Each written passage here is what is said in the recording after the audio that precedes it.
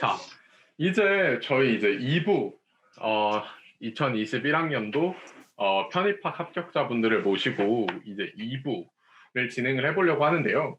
이전에 말씀을 드렸다시피 2부는 자기소개서, 그리고 이제 연세대학교 같은 경우에는 학업계획서, 그리고 이제 두 학교 공통으로 기타 제출 서류에 대해서 우리 합격자분들은 어떻게 하셨길래 2차까지 이제 통과를 할 수 있었는가, 그거에 대해서 좀 얘기를 해보려고 해요. 사실 나중에 첨언을 해주시겠지만 좀 되게 이상해요. 고려대학교 같은 경우는 1차 논술 떨어지면은 자기소개서 보지도 않을 거면서 자기소개서 미리 내라 그러고, 연세대학교도 1차 결과 발표하고 나서 거의 일주일 만에 내라고 하지 않나요? 이번에 얼마나 걸렸죠? 거의 1차 발표하고 네. 거의 다음날 정도. 이틀이었죠. 이틀 줬어요? 네. 이거 너무 좀 그렇잖아요? 약간 너무 이기적이라니까? 어떻게 1차 발표하고 이틀 만에, 그러니까 뭐 물론 미리 써야겠지만 당연히. 그렇죠. 어쨌든 논술 1차 준비하기도 바쁜데 그거 쓸 시간을 어쨌든 내야 되고 하잖아요. 그렇다 보니까 되게 많은 분들께서 되게 어려움을 겪고 계신 것 같아요. 그래서 오늘은 자기소개서도 학업계획서도 공인영어 성적도 그리고 기타 제출 서류도 한꺼번에 좀 알아보고자 하는데요. 일단은 가장 첫 번째 저희가 얘기를 해보고 싶은 거는 공인영어 성적입니다. 그리고 기타 제출 서류부터 좀 얘기를 해볼게요. 가장 많이 들어오는 질문이 그거예요. 공인영어 성적 과연 높을수록 좋나요? 근데 저는 지금까지 반복적으로 그렇지 않습니다 라고 얘기를 해왔거든요. 저는 지금까지 최저 성적만 맞추시면 그 길로 이제 영어 성적은 버리시고 논술 잘 준비하세요 라고 항상 얘기를 드려왔는데, 이게 웬걸 작년도에 고려대인가요? 최저 영어 성적 기준을 없애버렸죠. 그래서 또 질문들이 진짜 폭탄으로 들어왔어요. 약간 이번에 없어졌는데 이게 무슨 말이냐, 영어가 안 해도 된다는 거냐, 아니면 오히려 영어의 비중을 더 늘리겠다는 거냐, 뭐냐. 누가 오면 제가 입학사정관인 줄 알겠어요. 그래서 약간 되게 좀 약간 어떡하지, 나도 뭐 잘 모르는데 이렇게 생각하면서 답변을 해드렸던 기억이 나는데, 직접 그 입시를 겪으신 당사자시니까 좀 얘기를 해주시면 좋을 것 같아요. 일단은 공인영어 성적 어떻게 느끼시나요? 고고 익선인가요? 네, 저부터 얘기할까요? 네. 일단 저도 입시 당사자지 입학 사정관이 아니기 때문에 제 말이 절대 정답이 아니니까 오해는 안 하셨으면 좋겠습니다. 진짜 솔직히 말해서 고고익선이 아니라면 저는 그거 좀 거짓말인 것 같은 생각이 들어요. 그러니까 진짜 만약에 같은 자기소개서에 같은 전적대학교에 같은 그런 걸 가지고 있다 했을 때 당연히 탭스 점수가 1점이라도 높은 사람 뽑는 거는 그건 솔직히 당연한 거니까. 근데 이제 제 경우를 이제 말씀을 드리자면은 고려대학교가 작년에 이제 탭스 이런 기준을 없앴는데, 재작년에 경영학과 기준이 뉴탭스 386점입니다. 근데 제 뉴탭스 점수가 388점이에요. 그래서 딱 2점밖에 안 높고 저는 영어를 잘 못해서 어쨌든 그래서 이게 너무 막 높이려고 변별력이 엄청 작용하는 것 같진 않아서 이걸 높이려고 이거 하는 것보다는 존이님 말씀처럼 논술에 더 신경을 쓰는데, 이제 저 같은 경우는 어떤 식으로 했었냐면은 그냥 논술 하다가 좀 리프레시 하고 싶을 때 그때 그냥 탭스 한 번씩 보러 갔었거든요. 좋은 점수 나오면 좋고 안 좋은 점수. 네, 그래가지고 그런 식으로 하시면 되지 않을까. 그래서 그 기준만 넘기면 되지 않을까라고 생각을 합니다. 피터님은 어떻게 생각하시나요? 저 같은 경우에는 제 소견은 공인영어 점수 고고익선이 아니라고 생각해요. 그러니까 물론, 그러니까 저는 그 어떤 연세대나 고려대에서 주어진 커트라인이 있다면 그것만 넘기면 큰 변별은 없다고 생각하고, 다만 이제 뭐 영어 영문이나 국제학부 이런 거 같은 경우는 영어 성적이 아주 높아야 된다고 생각해요. 그러니까 가령 뭐 토익이 800점대인데 영어 영문이나 국제학부에 지원하면 좀 안 좋게 보일 수도 있을 가능성이 있다고 생각하거든요. 그리고 사실 이게 그 교수님 평가자 마음이어서 저희가 뭐라 이렇게 확답할 수는 없지만 일단은 그 허들을 넘으면 그거보다는 그 자기소개서와 논술 점수가 훨씬 중요한 것 같고 비교도 안 돼. 다만 이제 교수님에 따라서는 정성평가를 하실 때 그 면접이나 자소서에서 정성평가를 하실 때 우리 학과 영어 리딩 많은데 뭐 영어 점수가 너무 낮네? 라고 물어보시거나 아니면은 뭐 면접에서 물어보시거나 아니면 좀 그런 회의적인 시선을 가지실 수는 있지만 그거보다는 자소서와 논술이 훨씬 중요한 것 같아요. 그러니까 비교할 수 없을 정도로 더 중요하다고 생각해요. 자소서와 논술이. 아마 제가 말씀하세요. 예. 첨언해도 저 같은 경우에는 이제 사실 탭스 점수가 그렇게 높은 편이 아니다 보니까 학사편이 그 면접을 봤을 때 영어에 대한 질문이 들어올 거라고 예상을 했어요. 근데 뭐 영어 질문은 하나도 없었고 그 부분에 대해서는 전혀 물어보시지 않으셨습니다. 이로써 약간 증명이 됐네요. 별로 신경 안 쓴다. 경험적으로는. 근데 그런 것 같아요.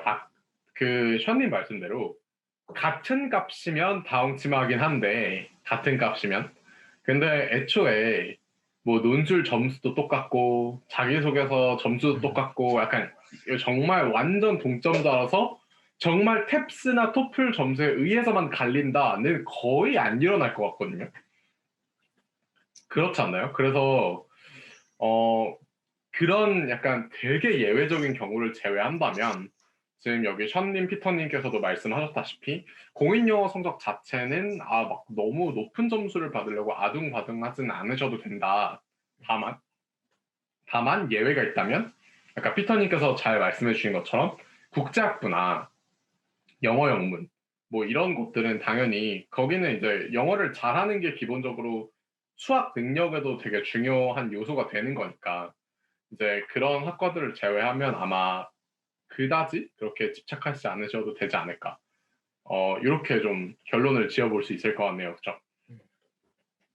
네. 그러면 제가 좀 여쭤보고 싶은 두 번째 질문이 사실은 이거는 단순히 구독자분을 위해서라기보다는 저도 진짜 궁금한 질문인데 어떤 서류들을 혹시 학교에 제출을 하셨었나요? 예. 좀 들어보고 싶어요. 어떤 서류들을 제출하셨는지. 왜냐면 제가 먼저 얘기하자면 저는 아무런 서류도 제출하지 않았어요. 저는 그 공인영어 성적, 그 최저 공인영어 성적이 제가 했을 때 있었기 때문에 각 대학에 그거는 냈어요. 내라고 하니까 냈는데 이제 공인영어 성적을 이번에 내는 게 연대는 뭐 최저 공인영어 성적이었으니까 냈어야 되고 고대는 아니었잖아요.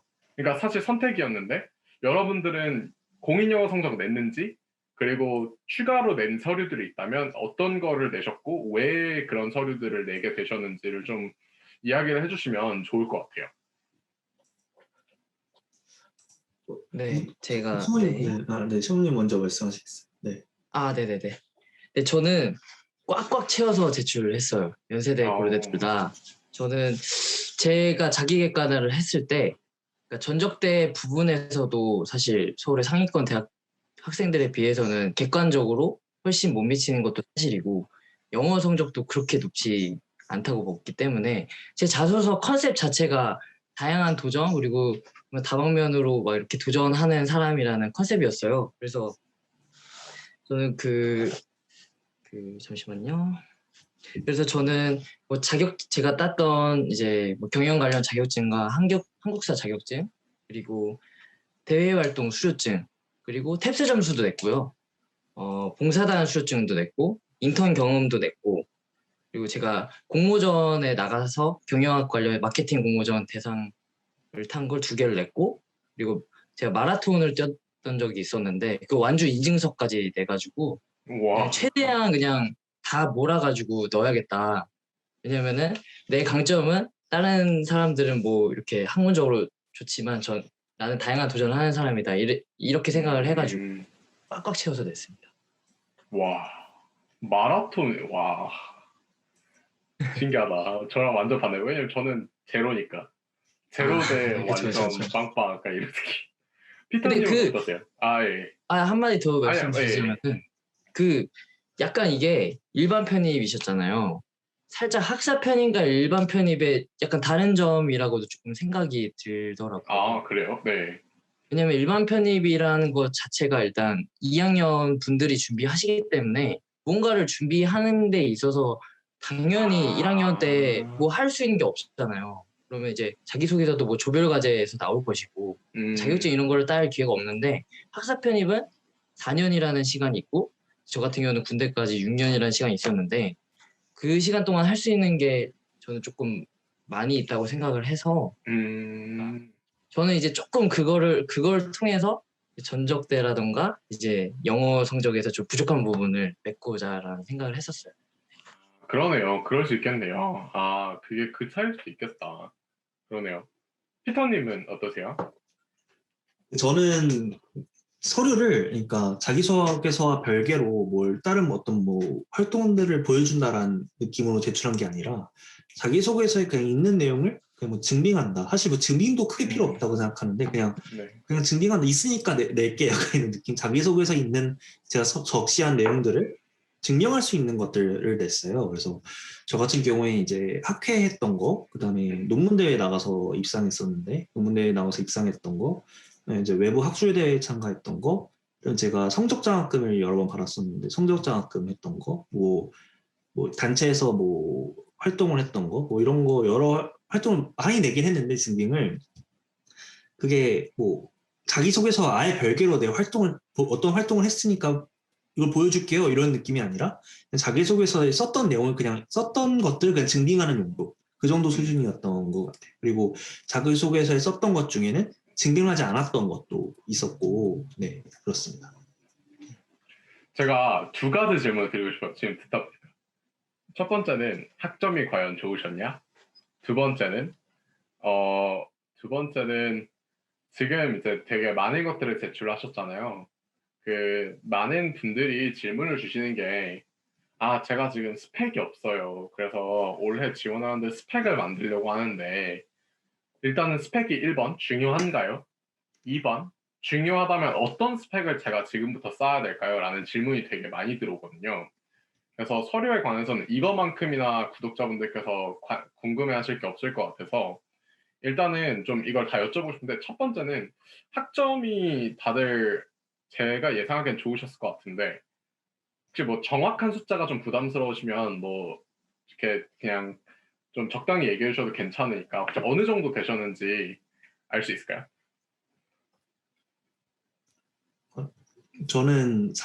저는 거의 만점에 수렴했었던 학점을 갖고 있었고요.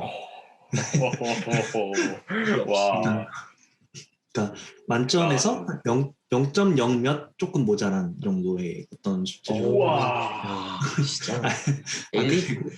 이거 약간 박수 대리감이. 박수 치게 되는데 이거.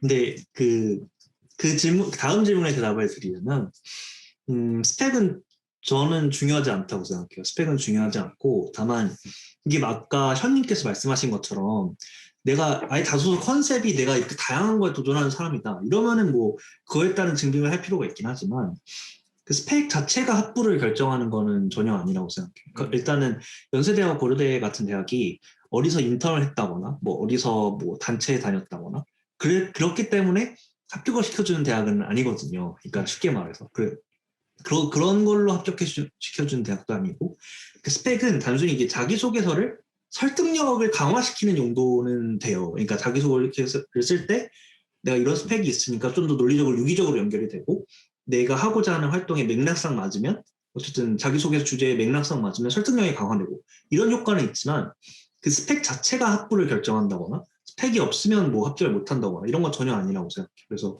스펙이 없어도 자기소개를 잘 쓸 수 있고 자기소개서가 중요하지 않다는 말은 절대 아니에요. 자기소개서는 굉장히 중요하지만 그 스펙이 없어도 잘 쓸 수 있고 그리고 대학을 다니셨으면 일단 스펙이 없지 않아요. 그러니까 이게 많은 분들이 이제 자기 뭐 외부 활동이나 교내 활동 이런 거 안 해서 스펙이 없다고 생각하시는데 그 대학을 다니셨으면 이제 뭐 수업을 들었던 거나 아니면 이런 것들도 다 일종의 자기소개서의 소재가 되기 때문에 스펙이 없지 않다 누구나 흔히 말하는 완전 무정성은 아무도 없다 이렇게 말씀드리고 싶어요.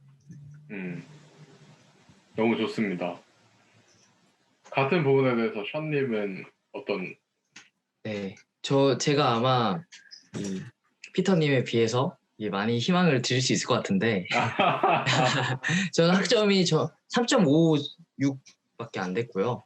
전체 학점은. 근데 저 같은 경우에는 그 조니님처럼 그 1학년 학점이 되게 안 좋았고 저는 이제 군대를 다녀와서 조금 정신을 차린 케이스여서 그 이후의 학점은 조금 좋았어요. 그래서 그 부분을 이제 자기소개서에도 어필을 했고 이제 그래서 저는 전공 학점은 근데 4.5 만점에 4.5였어서 그 와. 부분에 대해서 조금 어필을 많이 했던 것 같아요. 왜냐면 또 스포츠 경영학이다 보니까 경영학 관심이 많아서 이제 그렇게 됐다. 근데 제가 중간에 사실 전과를 한번 했었어가지고 이제 1학년 때 성적이 이제 전공학점을 리셋이 돼서 이렇게 논리를 풀어갔던 것 같아요.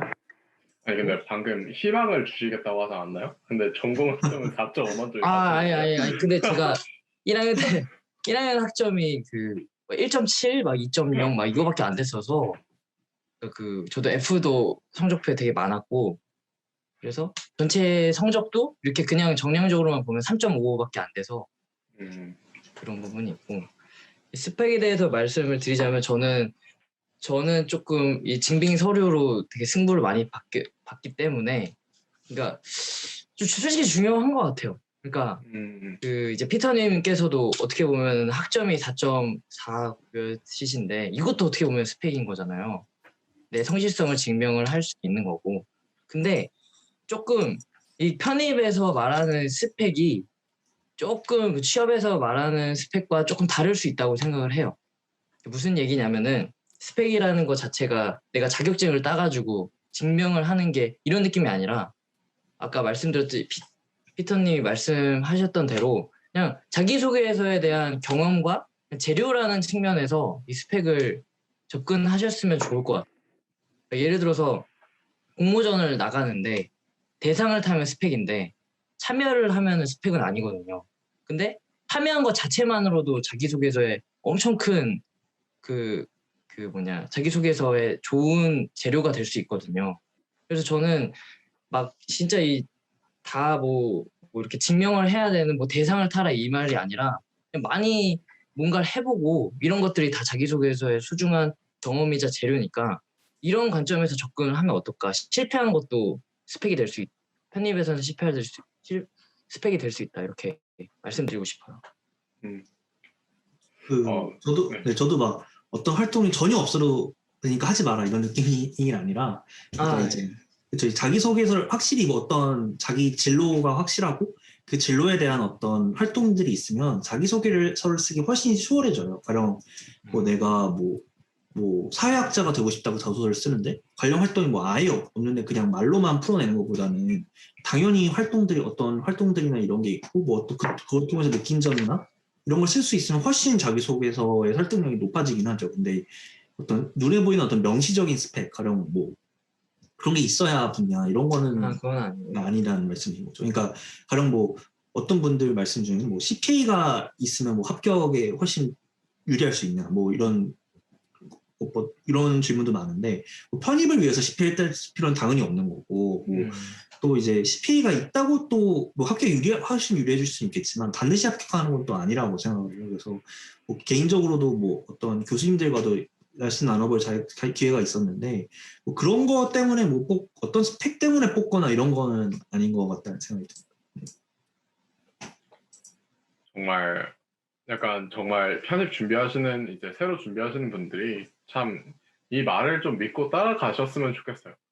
그러니까 이게 좀 한국 교육 시스템 저희가 성장해온 과정 자체에 대한 문제가 아닌가 싶은데 항상 그놈의 스펙이 되게 강조가 많이 되잖아요.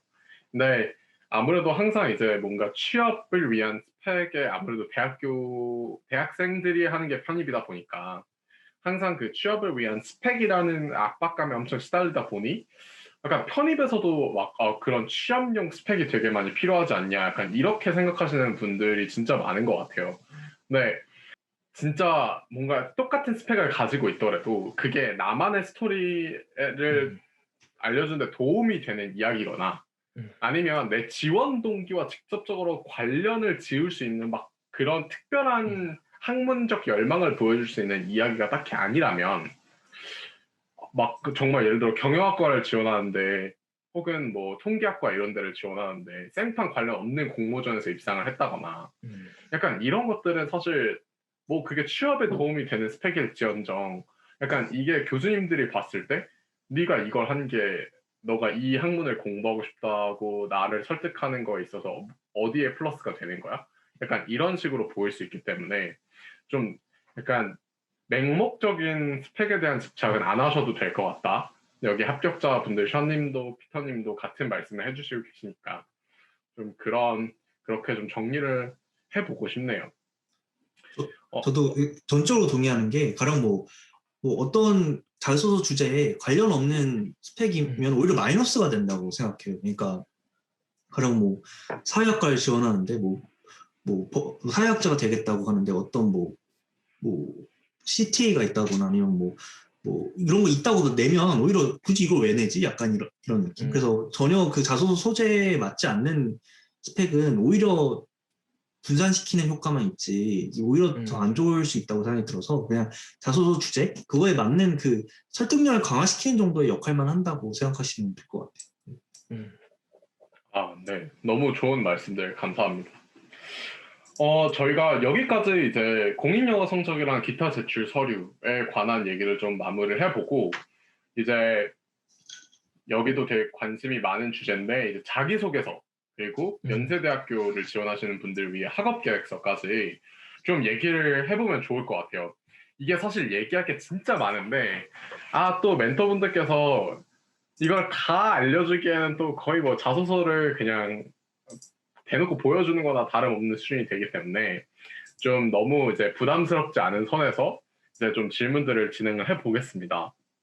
일단은 내용에 들어가기 이전에 두 분은 자기소개서를 좀 얼마나 쓰셨나요? 약간 예를 들어 12월 달, 1월 달 사이가 이제 지원을 하는 시기니까 뭐 자기소개서를 쓰기 시작한 언제부터 쓰기 시작하셨고 총 소요 시간은 얼마나 됐는지 뭐 이런 것들로부터 좀 이야기를 시작해보면 좋을 것 같아요.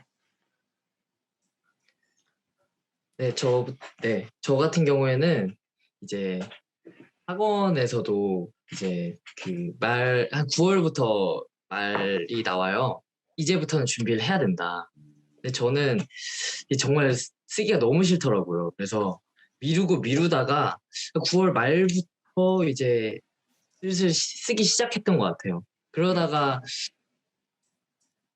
저 같은 경우에는 이제 학원에 이제 첨삭 프로그램이 있어서 그 부분도 적극 이용을 했었었는데 학원 선생님이 이제 표현 부분을 다듬어 주시는 방법을 이용을 했었었는데 그거를 이제 3번 정도 받았었고 그 날짜가 잡히면은 그 날짜 전전날부터 이렇게 막 미친 듯이 그것만 준비를 했던 것 같아요. 그래서 저도 너무 고통스러워서 네. 근데 결국 그래서 최종 제출하기 전날까지도 계속 오탈자 수정하고 막 그러다가 자기소개서는 끝도 없는 느낌인 것 같아요. 네. 그럼 대학 션님은 대략 한 3개월에서 4개월 사이로 좀 준비를 하셨던 거네요. 자기소개서. 네, 저는 3개월, 4개월 사이로 준비했습니다. 네네. 피터님은 얼마나 준비하셨나요? 우선 저는 먼저 전제를 깔고 말씀드려야 될 게 자소서는 일단 고칠수록 시간을 많이 투자할수록 격차가 엄청나게 나는 그 평가 요소고 자기소개서는 투자할수록 좋다고 생각해요. 그러니까 정말 많이 달라질 수 있고 자기소개서는 또 굉장히 중요하게 작용하기 때문에 좀 많이 투자하셔야 된다고 생각하지만 저 같은 경우는 이제 다른 그 진로 준비하고 있기도 했고 이래서 자기소개서를 쓰는 시간은 절대 시간은 많지 않았어요. 그러니까 실제로 쓰는 시간은 한 8시간? 7시간 정도 많이 썼는데 근데 쓰기 전에 한 달 정도는 그 혼자 그냥 머릿속으로 그냥 항목을 읽어보면서 그냥 다 계열을 머릿속으로 짜고 어떻게 써야겠다. 여기서는 이걸 뭘 배치해야겠다. 여기서 이 문장을 앞에 써줘야겠다. 이런 식으로 그냥 머릿속으로 그냥 계속 생각을 했거든요. 그래서 실제로는 한 달 내내 생각을 한 거죠, 자소서를. 그러니까 단지 그냥 일필휘지로 썼을 뿐 머릿속으로는 계속 그 자소서 내용을 생각하고 스스로 첨삭도 해보고 이런 과정을 거쳤기 때문에 금방 쓸 수 있었던 거고요. 그리고 자소서를 정말 일찍부터 시작하는 게 좋다고 생각해요. 자소서 일단 무는 항목을 먼저 띄워보고 그 항목에 내가 어떤 걸 쓸지 이런 걸 좀 스스로 생각해 보면서 배치해 보면서 미리미리 생각해 보고 끊임없이 첨삭을 받아야 된다고 생각하거든요. 저 같은 경우에는 이제 로스쿨 준비했다고 말씀드렸었는데 이제 로스쿨 자소서 같은 경우에는 이제 한 200번은 고친 것 같아요. 정말 온갖 사람들한테 다 보여주면서 진짜 한 200번은 고치고 한 몇 달간은 그냥 그거에만 몰입해서 썼었거든요. 그래서 그 자소서가 굉장히 그래서 고칠수록 느는 항목이다 이렇게 좀 말씀드리고 싶어요. 약간 피터님은 자기소개서도 논술하듯이 하셨네요, 그죠? 아 그쵸. 그러니까 네. 진짜 개요를 철저하게 따고 그거에 시간을 훨씬 많이 들이고 이제 그쵸. 막상 네. 쓰는 거는 이제 금방금방 쓰고 그러셨던 것 같네요. 혹시 그러면 두 분은 약간 그 이제 피터님께서는 연대만 쓰셨다고 하셨는데 네. 네. 혹시 션님 입장에서는 연세대랑 고려대에서 요구하는 자기소개서의 느낌이 좀 다르다고 느끼시나요? 아니면 그냥 본질적으로 그냥 동일하다고 느끼시나요? 확실히 경영학과만 저는 이제 봤으니까 경영학과에서 다른 점이 분명히 있긴 한 것 같아요.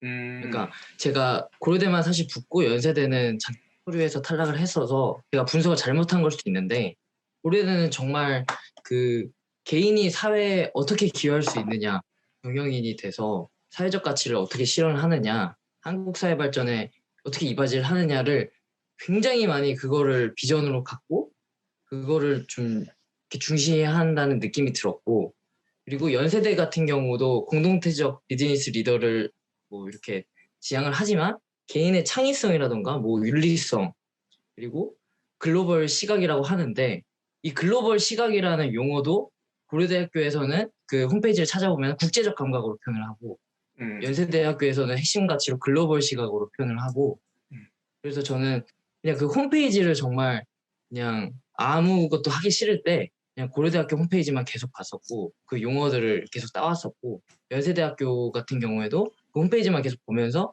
좀 개인이 창의성을 발휘를 하고 이런 것들을 네, 좀 중점적으로 했던 것 같아요. 그리고 이 홈페이지를 떠나서 그 연세대학교 교수님과 이 고려대학교 교수님들의 논문을 보면은 약간 그 차이점이 있다고 생각이 들더라고요. 그래서 그래요? 제가 뭐 몇 분의 교수님만 봐서 잘은 모르겠지만 이제 고려대학 저 같은 경우에는 이제 한국형 경영학을 이론을 정립하고 싶다라고 이제 저는 그렇게 썼는데 고려대학교에서 고려대학교 교수님들의 이제 한국형 경영학과 연세대학교 어떤 교수님의 한국형 경영학이 조금 이렇게 개념 자체가 조금 다르신 게 있더라고요. 그래가지고 확실히 조금 차이는 영향점이나 차이는 있지 않을까라고 생각을 합니다. 어떻게 제가 피터님은 동의하시나요? 저는 이제 그 올해 이제 고려대를 지원한 건 아니어서 근데 그 고려대 항목을 보긴 했거든요. 근데 네네네. 네, 물론 이제 학교마다 학풍이나 그런 게 좀 다를 수 있고 좀 핏이 흔히 핏이라고 하는데 핏이 좀 다를 수는 있어요. 근데 이게 대학원을 진학할 때 해외 대학원 같은 걸 진학할 때는 학교마다 핏을 맞추는 게 되게 중요하거든요. 그러니까 그 학교에서 중요한 어떤 연구 방향성이나 아니면 뭐 교수님들 성향이나 아니면 학풍이나 이런 거랑 제가 핏이 맞아야 제가 그 박사 유학을 가고 이런 합격하는데 용이하고 이런 경우가 있는데 편입에서는 크게 그런 게 작용하진 않는다고 생각을 하고 일단 두 학교 모두 가장 핵심적인 거는 지원 동기와 수학 계획이라고 생각해요. 그러니까 그 고려대학교에서 연세대학교는 아예 수학 계획이 따로 있지만 그 고려대학교에서도 어쨌든 어떻게 앞으로 공부할 거냐는 문항이 있잖아요. 그래서 연세대학교는 그게 아예 학업 계획서라고 따로 길게 있지만 고려대학교는 그 묻는 문항이 또 있거든요. 그래서 지원 동기와 앞으로 뭐 어떤 공부를 해나갈지 이런 이 두 가지가 그 가장 중요한 문항이라고 생각합니다. 공통적으로. 네. 네, 좋은 말씀이신 것 같아요. 그래서 저희가 구체적인 항목 얘기가 나온 김에 이제 좀 본격적으로 내용에 대해서 좀 들어가 볼게요. 혹시 두 분 이제 지원 동기를 작성을 하실 때 뭐 괜찮으시다면 본인이 쓰신 부분을 조금씩 이제 예시를 들어주시면 좋겠지만 뭐 안 그러셔도 괜찮으니 혹시 이제 1번 항목 특히 1번이 사실 제가 보기엔 제일 어렵거든요. 지원 동기 쓰는 거. 네, 어렵지. 약간 뭐든지 그런 것 같아요. 약간 네. 회사를 입사할 때도 그렇고 뭐 일반 대입을 할 때도 그렇고 편입도 그런 것 같은데 그것도 또 동일 계열로 진학하느냐 아니면 비동일 계열이냐에 따라서 다르고 정말 그냥 다 쉽지 않은 것 같아요. 근데 혹시 두 분은 이제 이 지원 동기 부분을 어떻게 작성하셨고 뭐 작성을 하실 때 뭐 생기신 뭐 노하우 같은 게 있는지 좀 음, 들려주시면 좋을 것 같아요. 네, 네. 저는 스포츠 경영학에서 이제 경영학과로 편입을 했는데, 처음에 지원 동기가 너무 어려웠어요. 너무 어렵고, 이게 그냥 보면은 이제 뭐 스포츠 경영학에서 경영학으로 이렇게 넓어지는 거를 쓰면은 됐는데, 이걸 또 말로 풀어내니까 되게 어렵더라고요. 그래서, 저 같은 경우에는 모든 자소서의 컨셉이 저의 비전이랑 어떤 저의 진로 목표가 근데 처음부터 확실했거든요.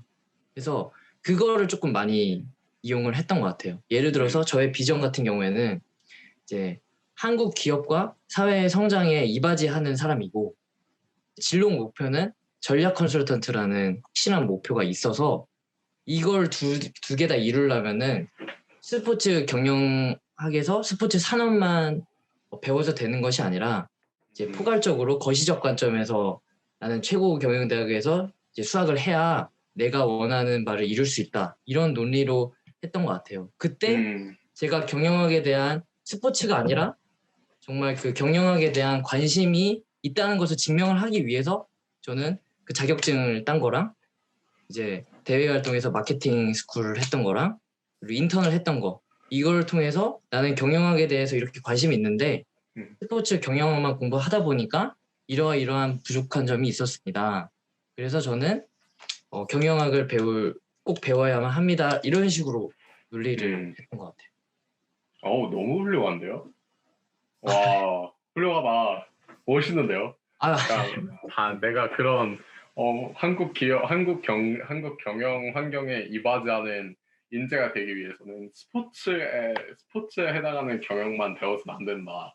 그렇기 때문에 스포츠 경영에서 경영으로 가겠다. 약간 이 스토리가 되게 딱 말이 되게 자연스럽게 되는데 참 이 자연스럽게 이제 쓰는 거를 못 하시는 분들이 되게 많아요. 근데 스토리가 되게 좋으셨던 것 같네요. 뭐, 네, 피터님은 어떠세요? 어떻게 작성하셨나요? 저 같은 경우는 이제 사회과학 비동일계죠. 그러니까 사회과학을 공부하다가 이제 경영학을 지원한 케이스인데 처음에 제가 관심 가졌던 어떤 불평등이라는 주제를 제가 사회과학을 공부하면서 관심을 가졌다는 걸 설명을 먼저 드렸어요. 그래서 그 불평등이라는 것에 관심을 갖게 된 어떤 유년 시절의 계기라든지 아니면 대학을 다니면서 왜 불평등에 관심을 갖게 됐고 왜 이걸 준비하면서 어떤 식으로 이걸 탐구했고 그래서 깨달은 게 뭐고 이런 식으로 쭉 설명을 하다가 그러면서 이제 한국 사회 불평등의 중심 중에는 어떤 그 대규모 기업 집단의 어떤 지배구조 문제라든지 이런 것들이 중요하게 작용한다라는 걸 깨달았다 이런 식으로 말씀드린 다음에 이거를 이제 원래 이제 연구자로서 경영 연구자로서 대규모 기업 집단의 지배구조 문제에 대해서 연구하는 연구자가 되겠다 이런 식으로 지원 동기를 좀 엮었던 것 같아요. 그러니까 처음에 과거에 이제 불평등이라는 중심을 그 소재로 갔다가 한국 사회 불평등의 중심에는 어떤 대규모 기업 집단의 어떤 지배력 문제가 있고 이걸 제대로 연구하기 위해서 경영학 대학원에 가야 된다. 그래서 경영학을 연구해야 된다. 그래서 경영학자가 되겠다라고 말씀드리면서 이제 지원 동기를 풀었던 것 같습니다. 그렇군요. 피터님은 전적대에서 전공이 원래 뭐라고 하셨었죠? 사회과학인데 저도 정치학이었습니다. 정치학. 똑같이 정치학이셨구나. 그게 그러면은 그 약간 얘기가 나온 김에 또 이 질문을 드리면 좋을 것 같아요. 정착이랑 이제 이따가 션님도 제가 여쭤볼게요. 근데 뭐 션님은 이미 경영이라는 연관성이 확장성이 있는 것처럼 쓰셨을 것 같은데 혹시 피터님은 그 전적대 전공과 이제 옮기는 학교의 전공에 연계 발전 방안을 써야 되잖아요. 네, 네. 고려대도 그런 항목이 있고 연세대도 그런 항목이 있는데 그 네. 부분에서 혹시 어떻게 연결을 지으셨나요? 이 부분을 어려워하는 사람들이 정말 많거든요. 그 정치와 경제 상황 이런 것들은 이제 불가분의 관계라는 인식 속에서 이제 정치학을 통해서 사회 구조에 대한 탐구를 중점적으로 한 게 지배구조라는 걸 연구할 때도 도움이 된다는 걸 좀 설치를 하고자 노력을 했고요. 정치학을 통해서 어떤 뭐 비교 정치나 아니면 뭐 정치 제도, 의회 정치 이런 걸 통해서 어떤 정책이 입안되거나 이런 과정을 어떻게 이루어지는지를 많이 배웠고 이런 제도, 정치 제도에 대한 이해가 마찬가지로 이제 기업 지배 구조라는 것이 어떤 뭐 감사 선임이라든지 이런 것들이 어떤 의회 정치, 현실 정치와 연결돼서 논의되는 부분이 많기 때문에 그에 대한 네. 이해를 좀 더 포괄적으로 할 수 있겠다라는 말씀드렸고 정치 사상에서 역시 뭐 자유주의 태동이라던가 아니면 뭐 자본주의 태동이라던가 뭐 신자유주의 아니면 뭐 케인즈주의 이런 것들을 배운 것들이 정치 사상에서 어떤 경제학을 좀 폭넓게 이해할 수 있는데 도움이 될 것이 자양분이 될 것이다. 뭐 이런 식으로 설치를 했던 것 같습니다. 그렇군요. 되게 연관성을 잘 설명하신 것 같아요, 진짜. 약간 저랑도 비슷한 것 같아요. 그 약간 저도 정치학에서 경영으로 넘어간 사람이니까 되게 공통적이거든요. 근데 저도 결국 전제는 그거였던 것 같아요. 정치와 경영은 불가분의 관계에 있다라는 게 핵심이었고 저는 아까 제가 잠깐 우리 수다 떨 때 얘기했던 그 김웅진 명예교수님 정치학개론 수업에서 배웠던 정치학의 정의가 있었어요. 그 한정된 재화의 권위적 배분이라는 그 되게 대표적인 정치학의 정의가 하나 있어요. 정치학을 정의하는 방법은 여러 가지인데 이제 제가 그 개론 시간에 배웠던 가장 대표적인 정의는 그거였거든요. 네, 제가 연결을 지었던 부분은 그런 것 같아요. 제가 어차피 자기소개서 다 올려놔가지고 다들 구독자분들은 아시니까 크게 관심이 없을 수도 있지만 그 한정된 자원을 어떻게 배분을 할 것인가 그리고 그 한정된 자원을 배분하고 나서 그 자원의 배분뿐만 아니라 이제 그 이후에 발생하는 aftermath 그 이후의 현상들은 어떻게 관리를 할 것인가 하는 그 고민의 지점은 정치학이든 경영이든 되게 공통적으로 공유하는 굉장히 근본적인 질문이다. 약간 이렇게 얘기를 하면서 그 경영과 정치의 불가분한 관계 그리고 정치적인 변동에 의해서 영향을 쉽사리 받을 수밖에 없는 경영적인 환경이 어떻게 정치학적인 이해를 가짐으로써 좀 더 능동적으로 잘 비즈니스 리더로서 이걸 대처해 나갈 수 있게 만들어주는지 이런 식으로 좀 여러 개의 레이어에서 저는 이렇게 연계성을 막 줬던 것 같아요. 그 정의부터 시작을 해서 이제 내가 비즈니스 리더로서 어떻게 정책 지식이 경영 환경 변화하는 경영 환경에 대처하는 데 도움이 되는지 뭐 이런 여러 가지 레이어로 얘기를 했었던 것 같은데 확실히 좀 제가 피터님의 얘기를 들으면서 느끼는 거는 정말 그 두 전공 정확히 똑같지 않을 수 있지만 그 두 개의 연계성은 뭔가 관통하는 그런 부분들, 관통하는 요소들이 분명히 있는데 그 전제는 같은 다른 과에서 같은 과로 옮기신 편입생 분들이라면 보통은 다 같은 전제를 공유하시지 않을까 그런 생각이 좀 드네요. 혹시 션님은 어떻게 쓰셨나요? 연계 발전 방안. 그 질문이 아마 연세대죠, 아마. 연세대에도 있고 고려대에도 네. 사실 있습니다. 한번 고려대에 어디 있냐면 저도 제 자소를 열어보니까 연계 발전 방안이라고 하니까 좀 그렇지만 그 입학 후 학습 목표와 학업 계획이랑 그 전에 이제 대학 시절의 중요한 활동과 결과를 기술하고 그 경험이 지원 전공을 공부하는 어떤 의미를 갖는 기술 이게 살짝 그거를 반씩 걸쳐져 있어요. 이렇게. 그래서 고려대 지원하시는 분들도 어쩔 수 없이 생각하게 되는 부분인 것 같아요. 두 개의 연관성. 저 같은 경우는 조금 아마 조금 용이하지 않았나. 네. 쉽어요. 아무래도 이제 스포츠 경영이라는 걸 통해서 원래 처음에는 스포츠가 좋고 스포츠 산업에 이바지하기 위해서 스포츠 경영을 갔는데 가서 경영을 만났고 또 이제 경영이 너무 재밌다 보니까 이제 저 같은 경우 이제 3번 같은 경우는 이제 마케팅 공모전에서 입상한 경험을 썼는데 이게 하다 보니까 뭐 자료조사라던가 이제 시장조사, 타겟조사 할 때 이제 근본적인 경영, 비록 수상은 했지만 근본적인 경영학적 지식이 없어서 어떤 결핍이 일어났다. 그래서 이거를 함에 있어서도 나는 데이터 아날리틱스 쪽으로 좀 더 공부를 할 수 있겠다. 뭐 이런 식으로 조금 썼던 것 같아요. 그래서 되게 저는 좀 많이 마케팅이라는 부분에서 스포츠 경영학이 되게 많이 비슷해서 되게 용이하게 썼던 것 같아요. 그러면은 그 제가 좀 질문을 드리고 싶은 게 그 지원 동기 부분이랑 연계 발전 방안을 쓰기를 되게 어려워하는 분들이 많으세요. 이런 어려움을 가지고 계신 분들한테 좀 드릴 수 있는 노하우 같은 게 있다면, 팁 같은 게 있다면 조언해 주실 수 있는 게 있으면 좀 해주실 수 있을까요? 저는 아까 말씀드렸듯이 자소서의 컨셉이라고 해야 되나?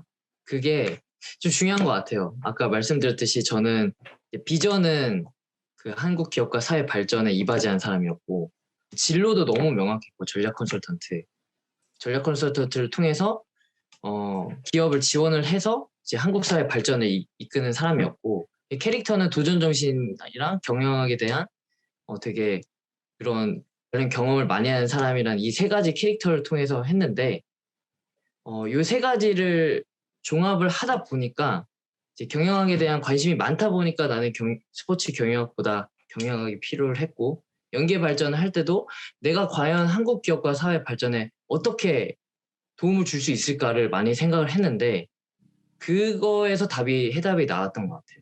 그거에서 나온 제 해답은 한국형 경영학을 이론을 정립을 해서 진짜 한국 기업에게 도움을 줄 수 있는 이론을 만드는 것이고 그리고 그거는 또 경영학을 또 배워야 되고 이런 식으로 계속 연결이 돼서 저는 이 캐릭터를 확실히 처음에 잡고 가시는 게 진로 목표랑 그게 도움이 되지 않을까 싶습니다. 자소서도 컨셉이 중요하다.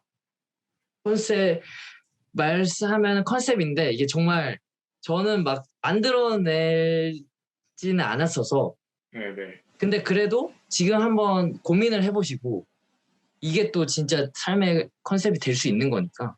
네. 좋은 말씀이신 것 같아요. 결국에는 어쨌든 무슨 글이든 간에 글을 딱 읽고 나면 이 사람이 하고자 하는 말, 특히 자기소개서는 이걸 읽고 나서 이 지원자는 이런 모습의 사람이구나, 이런 특성을 가진 사람이구나 그려져야 되잖아요.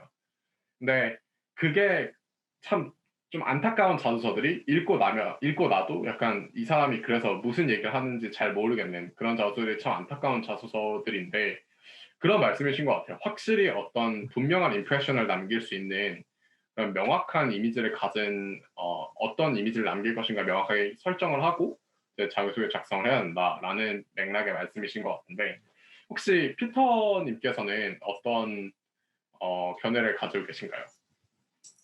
일단 처음 그 물어보셨던 게, 그러니까 연계 발전, 그러니까 아예 과가 다를 때 연계 발전 방향을 어떻게 찾느냐 이런 걸 좀 존이님이 물어보신 것 같아요. 맞아요. 네. 그러니까 사실 그 찾는 게 좀 어렵긴 한데 사실 요즘은 다 학문이 다 아예 그냥 별개로 이제 그러니까 별개로 떼어져 있는 게 아니라 접점들이 많아요. 가령 뭐 가나문적인 연구도 많고 뭐 인류학이랑 뭐 법학 이런 것도 연관점이 있거든요. 법인유학이라든지 아니면 사회학이랑 뭐 경영학 이런 것도 굉장히 유사한 부분이 꽤 많아요. 그래서 이런 부분을 좀 전공 공부를 해보시면서 찾아보면 반드시 이게 접점이 하나는 나오고 그리고 이제 정말 정 없다. 그럼 예를 들어서 내가 사회과학 계열이다. 그럼 내가 사회과학적 비판적 사고력을 길렀다.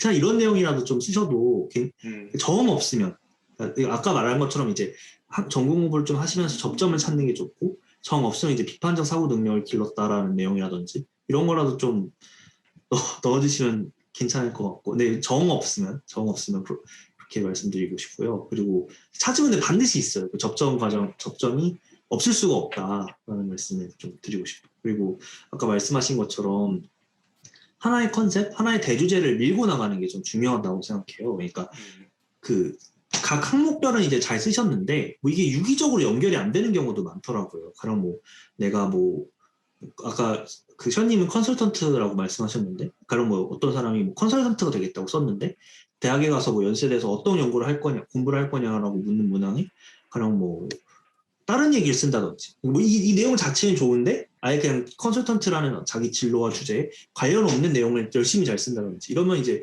유기성이 완전히 떨어지는 거거든요. 그래서 전체적인 컨셉이나 유기성을 밀고 나가는 게 중요하다고 생각이 들어요. 그러니까 각 문항이 전체 이 글에서 이 전체 자소서에서 각 문항마다 해주는 역할이 있는 거거든요. 그래서 이 하나의 대주제에 대한 설득력을 만들어가는 과정에서 좀 유기성을 유지하는 걸 좀 염두에 두셨으면 좋겠다는 생각이 듭니다. 너무 좋은 말씀이신 것 같아요. 그러면은 다른 항목으로 또 한번 넘어가 볼게요. 좀 가장 어려워하는 또 다른 파트가 뭐냐면 고려대학교에서는 앞에서 표현하지 못한 나만의 강점이고요. 그 연세대학교 학업계획서와 자기소개서 부분에서는 기타 사항이에요. 기타 사항. 되게 좀 연세대학교 항목이 좀 불친절해요. 약간 기타 사항도 뭔 기타 사항인지 모르겠고 다른 것도 그냥 키워드만 던져주잖아요. 성장 배경. 이렇게 던져주고 약간 거기서 네가 뭘 원하는 거야? 약간 이런 것도 잘 모르겠고. 근데 어쨌든 좀 가장 좀 맥락을 공유하는 부분이 이제 연세대학교의 맨 마지막 사항으로 있는 기타 사항과 고려대학교 5번 항목으로 일반적으로 있는 앞에서 표현하지 못한 타인과 구별되는 장점. 장점이 아니고 강점인 것 같은데 이 부분을 여러분들은 어떻게 찾으셨고 또 이 부분을 어려워하시는 그 취업 아니고 편입 준비생분들한테 어떤 조언을 해줄 수 있을지 좀 얘기를 해주시면 좋을 것 같습니다.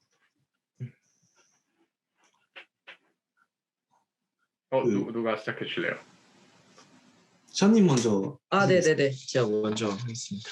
네. 저 같은 경우에는 그 앞서서 스펙 관련해서 말을 같이 논의를 했을 때 꼭 자기소개서를 쓸 때 제가 좀 추천드리는 방법을 하나를 추천하고 싶어요.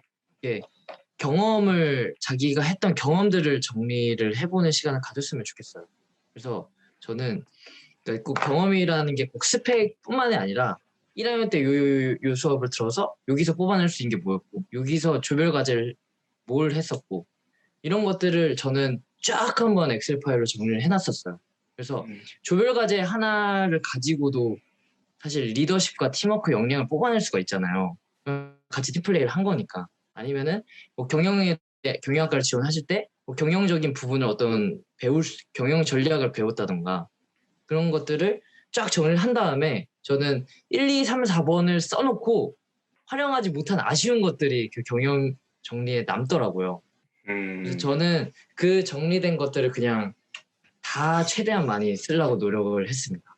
그래서 제 사례를 말씀드리는 게 더 효과적일 것 같아서 이제 저는 이 5번에 3개를 썼는데 첫 번째는 그 국제적 감각을 유지하기 국제적 역량을 키우고자 노력하는 걸 쓰면서 교환학생 얘기를 썼고 두 번째는 팀워크와 리더십의 강점이 있다는 걸 표현을 하면서 마라톤 군대 시절에 팀 조직해서 마라톤 완주했던 걸 썼고요. 그리고 마지막으로 콘텐츠 기획이랑 창의성을 발휘를 할 줄 안다는 사람이란 거를 어필을 하면서 그 광고 UCC 공모전을 나갔던 거를 저는 활용을 했어요. 그래서 최대한 많은 걸 담으려고 많이 어필을 하려고 노력을 했습니다. 좋네요. 약간 그 5번 기타 항목에 여러 가지 활동 소재를 쓰시는 분도 있고 하나 임팩트인 걸 골라서 쫙 쓰시는 분들도 있는데 션님께서는 약간 여러 개를 이렇게 골라서 쓰시는 걸 택하셨던 것 같아요. 피터님은 어떠셨나요? 그 연세대학교 같은 경우에 이제 기타 특기 사항이 자기소개서에서도 있고 학업계획서에서도 있는데요.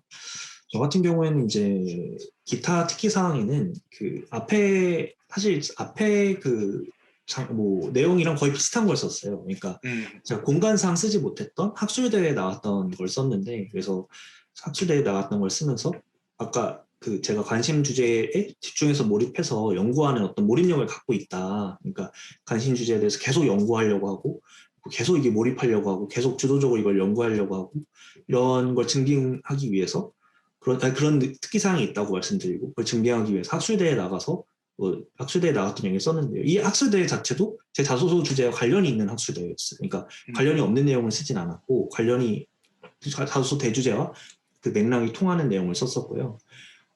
그리고 이제 여기서 느꼈던 제 소감이나 어떤 그런 걸 얘기하면서 이제 연세대학교에 진학하게 된다면 이런 몰입력을 바탕으로 관심 연구 주제에 더 천착을 하겠다, 이런 식으로 썼었고요. 그다음에 이제 학업기획서의 특기사항 같은 경우에는 제 강점이 어떤 학점이 높은 부분이고, 또 자기소개서 제 컨셉이 약간 연구자였기 때문에, 실제 연구자가 되겠다는 자소서였기 때문에 되게 학구열이 높은 학구적이고 학업에 되게 관심이 많은 어떤 그런 인상을 주기 위해서 부단히 노력을 했어요. 그래서 전공을 거의 90학점 이상 들은 것, 그리고 뭐 학점이 굉장히 높은 것, 그다음에 뭐 성적 우수상이나 아니면 뭐 장학금 이런 내용을 많이 서술해줬고요. 그리고 박사과정을 준비하기 위해서 내가 어떤 노력을 하고 있는지, 뭐 어떤 뭐 체력 관리를 하던 내용이나 아니면 이제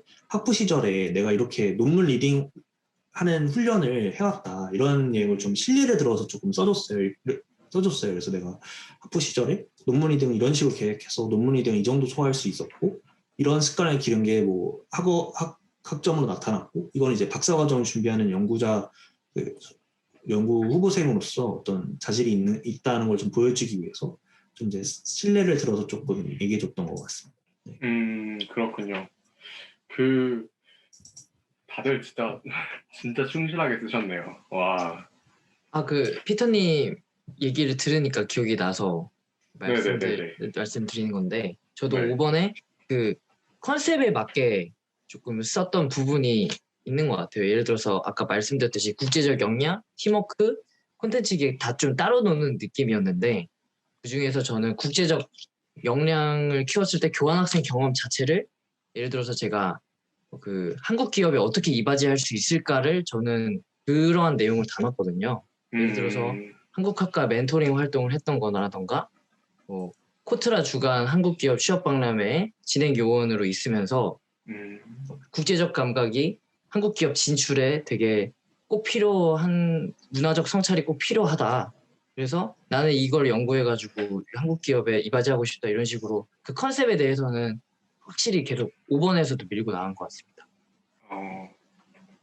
진짜 확실한 의도하는 임프레션을 주기 위해서 되게 일관적으로 노력을 해오신 것 같네요. 진짜 피터님도 마찬가지인 것 같아요. 그거는 진짜 약간 확실히 합격자분들의 자기소개서 이야기를 들어보면 꾸준하게 밀고 나가는 본인만의 이미지들이 있어요.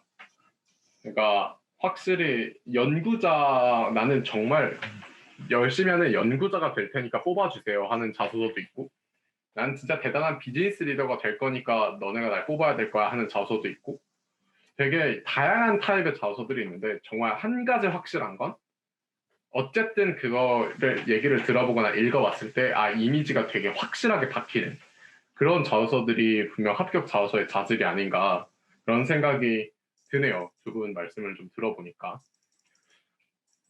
그래서 이제 다음에 더 궁금해지는 부분이 사실은 제가 답변을 할 때 가장 어려움을 겪는 부분이기도 한데, 바로 학습 목표와 학업 계획 부분이에요. 이게 진짜 좀 어이가 없는 게 뭐냐면, 학원에 가면요, 이거 쓸 때 그 학과 홈페이지 가서 걔네가 하는 수업 몇 개 골라가지고 수업 듣겠다고 쓰라고 많이들 하더라고요. 그리고 가끔 가다가 이제 저한테 이메일을 보내주시는 분들이 학업 계획, 학습 목표 어떻게 설정하냐, 에 관련해서 이메일을 주시는 분들이 제가 뭐 자기소개서 과외를 받았는데 그 선생님이 뭐 이런 강의들 듣고 싶다고 쓰라고 나열해서 쓰라고 그랬다고 그래서 제가 그걸 보면서 너무 어이가 없었던 기억이 있거든요. 약간 수업을 나열하는 게 학습 목표가 아닌데 약간 그렇게 가르치는 게 너무나 일반적이고 그리고 지원을 하시는 분들도 너무 약간 당연하게 그렇게 접근을 하려고 하시는 분들이 많은 것 같아서 좀 우리 이번에 합격자 분들께서 직접 어떻게 쓰는 게 올바른 방법인지에 대해서 좀 얘기를 해주시면 좋을 것 같아요. 그래서 혹시 질문은 어떻게 하면 뻔하지 않은 학습 목표와 학업 계획을 세울 수 있나?에 관해서 좀 얘기를 해주시면 좋을 것 같아요. 저 같은 경우에는 아예 확실한 그 연구 질문 같은 걸 좀 던졌어요. 그러니까 기업 지배 구조에 관련해서 이게 그 확실한 연구 질문을 던졌고 그 연구 질문은 뭐 어떤 식으로 연구할 건지 어떤 식으로 탐구하고 싶은지에 대한 얘기를 좀 쭉 설치를 했고 그 많이들 하시는 내용이 뭐 그 아예 그 조니님께서 말씀하신 것처럼 과목을 쭉 나열한다거나 아니면 아예 표를 그려서 3학년 1학기는 이 과목 듣고 3학년 2학기는 이 과목 듣고 4학년 1학기는 이 과목 듣고 4학년 2학기는 이 과목 듣고 이런 식으로 표를 그려서 아예 표를 삽입하겠다는 분도 계시더라고요. 근데 제 생각에는 교수님들이 와서 어떤 과목을 듣는지 편입생이 누군지도 관심이 없고 그러니까 들어왔을 때는 그러니까 누가 편입생이 와서 그러니까 어떤 과목을 듣는지도 관심을 기울이지 않고 검사하지도 않고 관심이 없어요. 그러니까 실제로 그 과목이 열릴지 안 열릴지도 모르는 거고 물론 이제 어떤 연구를 하기 위해선 이 과목이 필요하고 이 과목을 듣는 게 필요하고 이 과목에서 어떤 점을 좀 중점적으로 좀 연구해보고 싶다 이런 거는 좀 설득력을 높일 수 있는 방안이 되죠. 과목을 적시하는 게. 다만 근데 그냥 과목을 순서대로 나열하거나 이런 거는 큰 도움이 되지 않는다고 생각하고 오히려 하나의 관심 주제를 그 설치하는 게 더 바람직한 방향이라고 생각이 듭니다. 정말 동의합니다. 슈아님은 어떠세요? 네, 저도 이렇게 나열식으로는 절대 안 했고 수업 이름도 따로 얘기한 적이 한 번도 없습니다. 저 같은 경우에는 이렇게 말씀드리고 싶은 게 아까 말했듯이 비전이랑 진로 두 가지를 명확히 세우는 게 일단 첫 번째고 두 번째는 교수님의 연구 분야랑 논문을 이제 보라는 말씀을 드리고 싶어요. 그래서 저는 이제 논리 자체를 전략 컨설턴트가 일단 돼야 되니까 나는 그 경영학의 많은 분야 중에서도 내가 특히 관심이 있는 마케팅과 경영 관리를 수업을 들을 건데 이제 그 다른 분야에서도 세부 분야에서도 두루 갖추겠다를 먼저 첫 문장에 썼고 그 다음에 한국 기업과 사회에 이바지할 건데 그게 한국형 경영학 이론을 그 연구를 할 것이다 이런 식으로 갔어요. 그때 이제 중요했던 게 그 다음에 이제 교수님이 연구하시는 분야를 그냥 아예 저는 좀 네이브하게 그렇게 썼던 것 같아요. 교수님의 논문에서 논문을 보시면은 그 결론 부분이 있어요. 네. 그러면은 그 논문이 솔직히 보기 너무 어려워서 저도 몇 개 안 봤는데 이거 좀 꿀팁인데 결론 부분에 교수님께서 언급하신 게 있어요. 아 이런 부분이 조금 더 연구를 해야 될 것 같다 하고 하시는 분이 있는데 저는 그냥 그거를 연구하고 싶습니다 이렇게 썼어요. 진짜 꿀팁. 그래서 진짜. 말씀하세요. 네네 이런 부분이 연구가 더 필요하다. 이런 부분이 있으면 더 잘 될 것 같다라고 하는 부분을 저는 그냥 좀 나이브하게 썼습니다. 그리고 진짜 전략적인 치트키다. 와. 이건 정말 보시는 분들이 아마 많이 도움이 될 것 같고 그리고 이제 저 같은 경우는 이제 헝가리 교환학생을 하면서 실제로 느꼈던 게 이제 한류적인 부분인데 고려대학교 국제경영 교수님들 실제로 한류를 이렇게 많이 연구를 하시더라고요. 한류가 미치는 파급력. 그래서 저도 이제 국제 인턴십 프로그램을 통해서 한류에 대해서 직접 기업에 미치는 영향력을 연구하고 싶습니다. 이런 식으로 되게 교수님들이 진짜 지금 연구하고 있거나 관심 있는 분야를 건드리려고 노력을 많이 했던 것 같아요. 그리고 그게 결국에는 한국 기업과 사회 발전에 도움이 되니까 이런 식으로 했던 것 같아요. 근데 진짜 두 분 말씀 들어보고 종합을 해보면 저도 되게 비슷한 것 같아요. 그러니까 공통점이 뭐냐면 두 분의 공통점이 뭐냐면 연구 주제를 어쨌든 잡았다는 거예요. 그러니까 공통적으로 제가 들어가면 이런 거에 대해서 꼭 연구를 해보고 싶다. 그러면서 그걸 왜 연구해보고 싶고 어떻게 연구를 할 거고 그러니까 이런 것들을 구체적으로 명시를 했다는 거죠.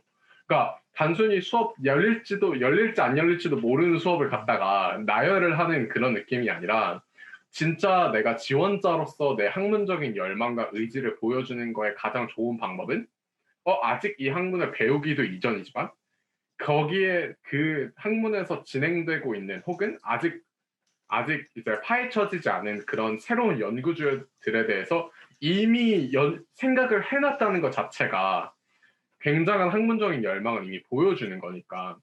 그래서 저는 앞으로 취업 준비를 하시는 분들도 좀 그런 어프로치를 기억을 하셨으면 좋겠어요. 지금 샤님도 그렇고 피터님도 그렇고 저도 마찬가지인데 저는 공유 경제의 지속 가능성에 관한 연구를 하겠다고 했었거든요. 저는 우버에서 우버이츠 음식 배달 산업 일을 하면서 공유 경제를 좀 경험을 했다 보니까 이제 거기서 이 시스템이 과연 진짜 지속 가능한가? 라는 게 제가 경험적으로 안에서 내부자 입장에서 데이터를 들여다보면 이거는 지속 가능한 구조가 아니었거든요. 맨날 배달 한 건 나갈 때마다 마이너스야, 회사한테.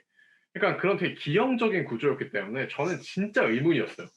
공유 경제가 이게 왜 핫한 거야? 도대체 이거 제공하는 기업들은 맨날 땅 파서 장사하나? 약간 이런 생각이 들었었기 때문에 그런 연구를 하겠다고 썼었는데 꼭 이렇게 막 이런 뭐 되게 경험에 기반한 주제가 아니라고 하더라도 지금 션님, 피터님 같이 말씀해 주시는 것처럼 좀 지원하시는 학과에 관련된 좀 이런저런 연구 주제들 이런 거는 내 흥미를 끌겠다. 이런 것들은 내가 한 번쯤 기회가 주어진다.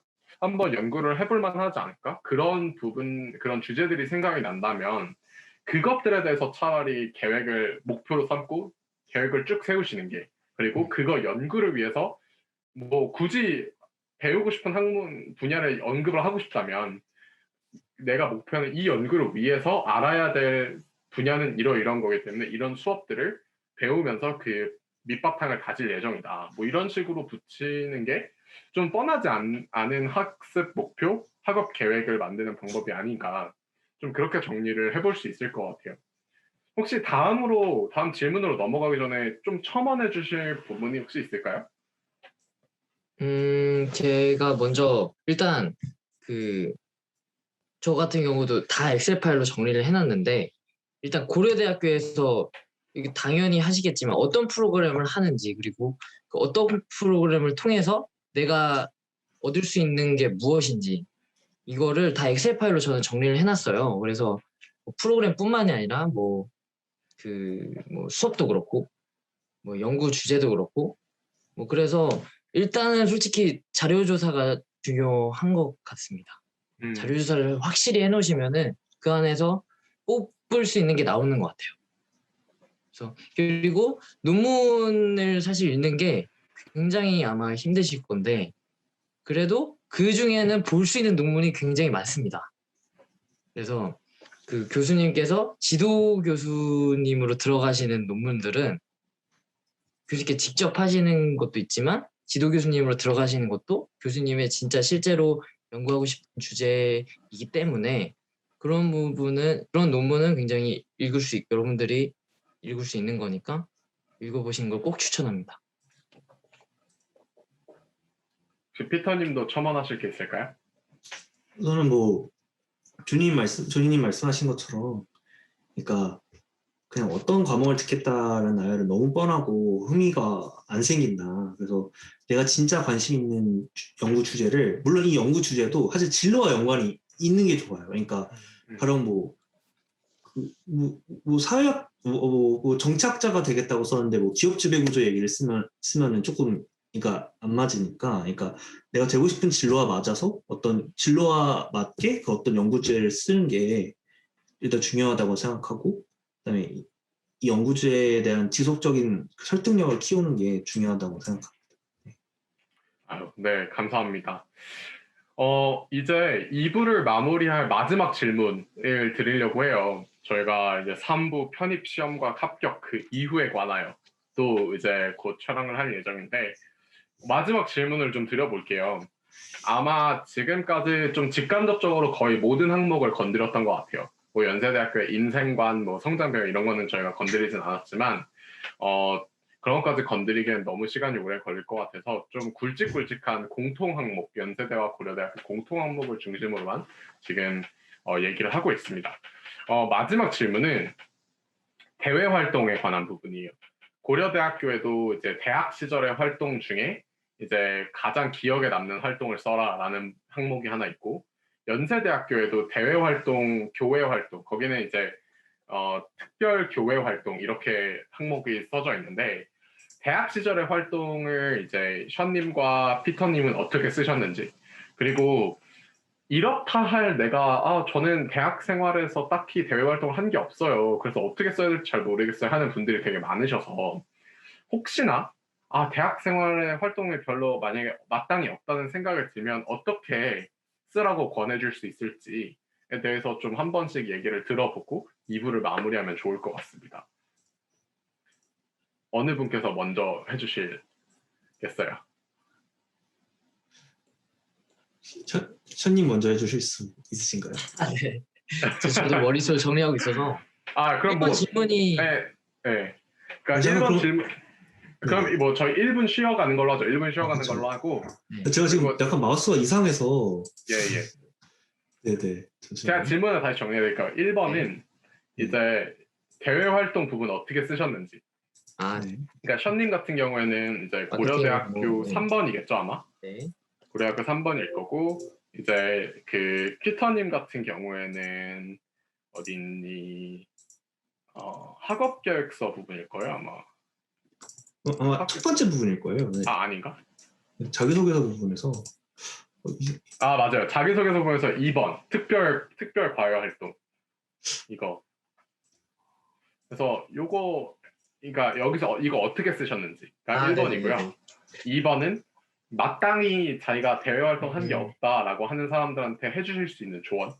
네네네. 네.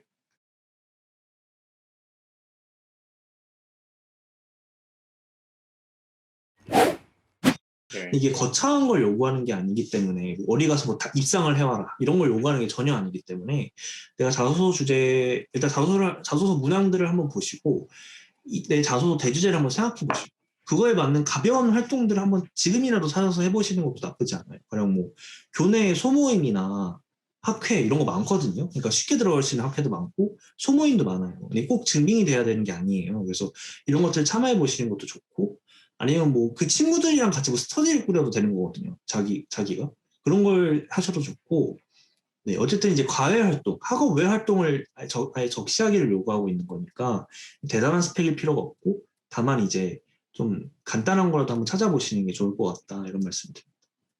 네. 말씀하신 것 중에 참 공감이 되는 게 뭐냐면 되게 많은 분들이 제가 쓰는 활동, 대외 활동 부분에 쓰는 활동은 다 뭔가 공식적으로 인증을 할 수 있는 거여야 한다라는 압박에 시달리는 분들이 많거든요. 근데 그게 경험적으로 사실이 아니잖아요.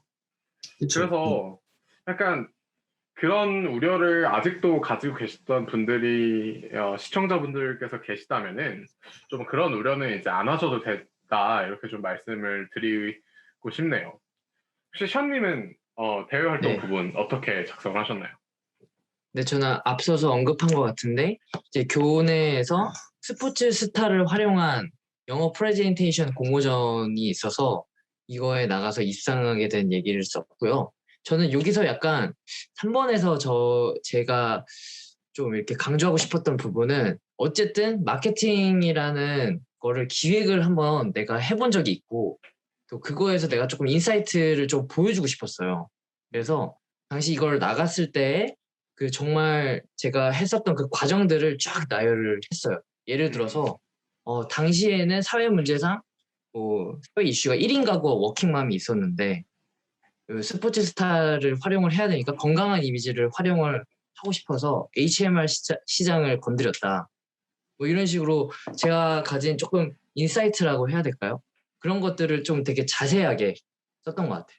그래서 뭐 워킹맘에 대해서 타겟 분석을 해보니까 뭐 가격 대신에 또 프리미엄 제품을 더 구매를 하는 거고 뭐 이런 설문조사 그 과정에서 설문조사도 했다.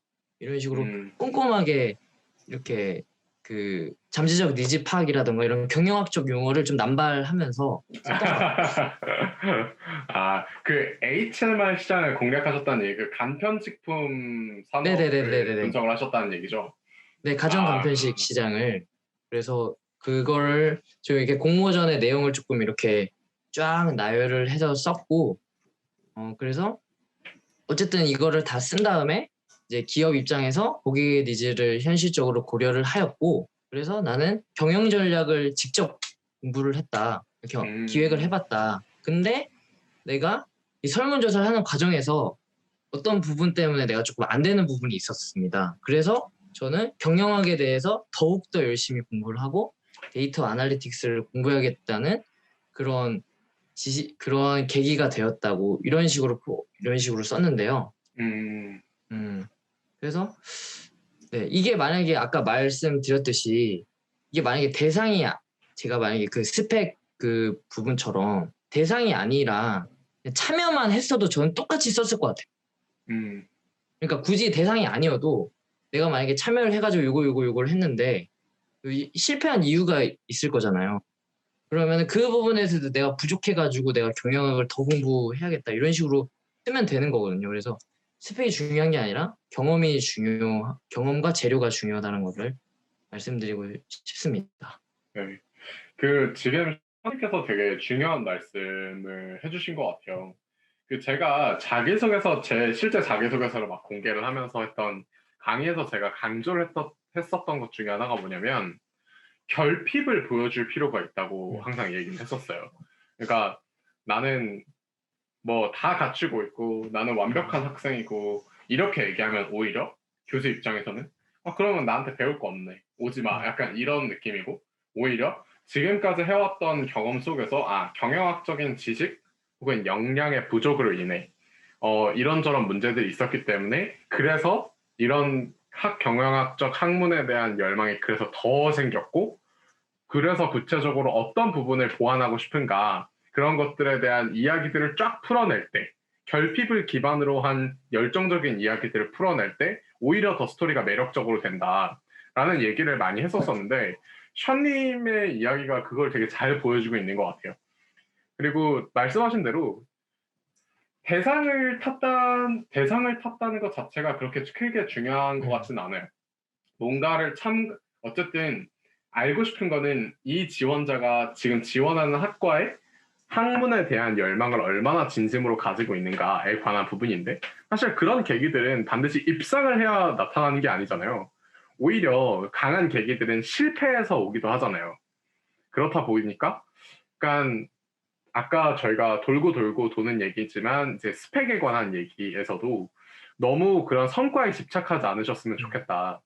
그리고 피터님께서도 그와 비슷한 맥락의 얘기를 해주셨지만 좀 뭐든지 뭐든지 그 경험이 될 수 있고 뭐든지 계기가 될 수 있고 뭐든지 스펙이 될 수 있기 때문에 너무 결과에 집착하지 말고 좀 대외 활동이라고 너무 삐까번쩍하게 막 공식 인증서가 있어야 된다고만 압박을 느끼지 마시고 좀 어떤 경험이든 사소한 경험이든 좋으니 그거를 좀 학문적인 열망으로 연결시키려는 시도를 좀 해보시면 좋겠다.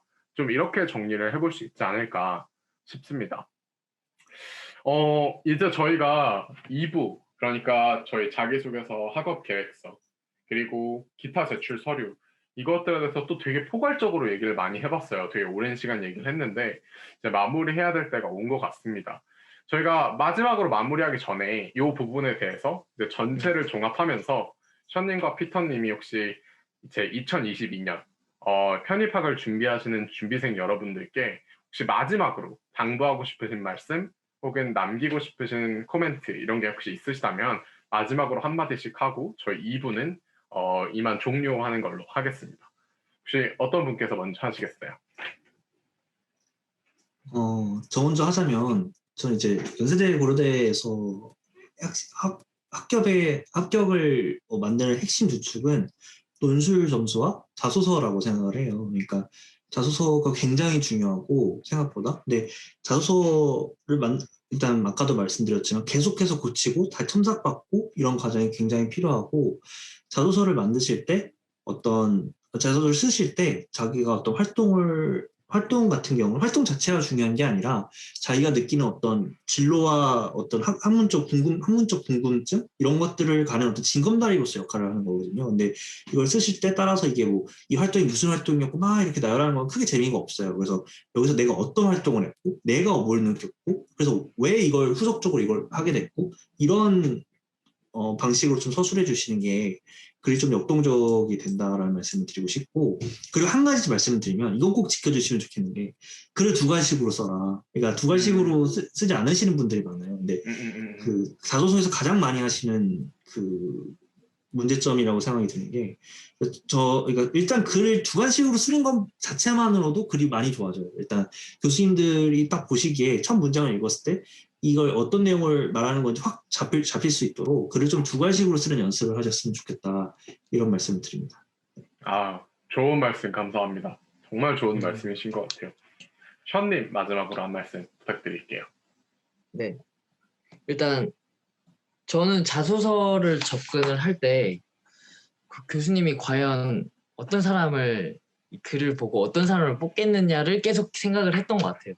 그래서 제 캐릭터는 이렇게 많은 것들을 했는데 이 학생으로서의 열정과 또 그 재기발랄함을 나는 어필을 해야겠다 이런 식으로 써가지고 저는 다양한 활동들을 쫙쫙 넣었는데 어쨌든 저는 이런 식으로 접근을 했고 그리고 그 아까 전에 대학 시절에 활동이 마땅히 없으신 분들은 제가 그 앞서 말씀드렸듯이 경험 정리를 꼭 해보세요. 그래서 제가 들었던 수업에서 조별 과제도 있을 수 있고 학문도 있을 수 있고 그냥 다 쭉 써보는 거예요. 그 다음에 그 활동에서 내가 뽑을 수 있는 키워드를 쫙 뽑은 다음에 그래도 부족한 부분이 있으시면은 그 부분에 대해서는 지금 영상이 나가고 9월까지는 시간이 솔직히 있으니까 그 부분에 대해서는 꼭 참여만이라도 하라고 말씀드리고 싶습니다. 공모전 그냥 참여하는 게 입상하는 건 정말 어렵지만 참여하는 건 한번 해보는 게 엄청 솔직히 어려운 건 아니잖아요. 뭐 봉사도 마찬가지고 대외 활동도 마찬가지고 자기가 정말 좀 이 부분에 대해서 불안을 하고 결핍이 있다면은 꼭 한 번은 참여를 해보는 거. 그 참여만으로도 자기소개서에 중요한 자양분이 된다는 거 꼭 말씀드리고 싶습니다. 네, 너무 감사합니다. 지금까지 거의 장장 1시간에서 1시간 반 동안 2부 자기소개서, 학업계획서, 그리고 기타 제출 서류에 대해서 저희가 얘기를 나눠봤는데요. 벌써 해가 졌어요. 해가 졌고, 네, 저희가 아직 아주 어둡진 않은데 이제 곧 해가 질 예정이고 그만큼 저희 오늘 이제 합격자 분들께서 진짜 후배들을 위해서 이렇게 좋은 말씀들을 많이 나눠주고 계시니까 저희 마지막 3부 또 이제 추가로 촬영을 하고 업로드가 될 예정이니까 2부까지 잘 숙지를 하시고 3부에서 다시 뵙겠습니다. 안녕. 안녕해주세요. 안녕. 안녕. 안녕. 오케이.